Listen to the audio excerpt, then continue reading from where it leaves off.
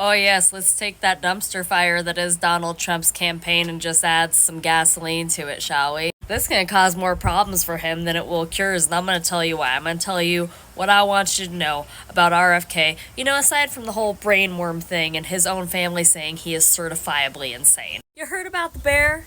Let me tell you about the bear. About a decade ago, RFK said that he saw someone hit a bear cub on the highway. Apparently, it's not illegal to bag and tag roadkill. He was on his way to some function with some friends, but he thought, hey, I'll toss this thing in the back of my car and deal with it later. He said his plan was to save the pelt and put the bear cub meat in the freezer. Now, I don't know what one does with bear cub meat, but apparently RFK does.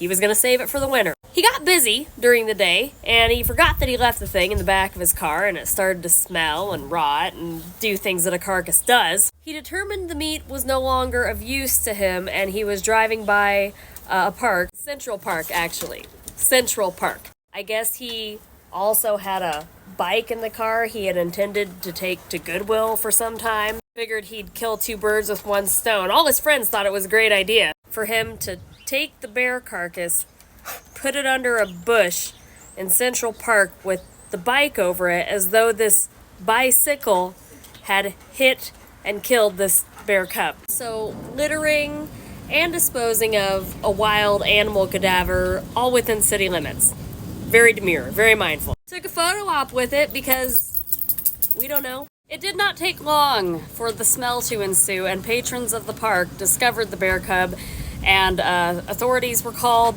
Forensics determined that the bear cub had in fact been hit and killed by a vehicle. And then not too long ago, brainworm and all, RFK came out and admitted that it was him who did this. One could argue that this is where the brainworm started. And this is the man who recently came out endorsing Trump.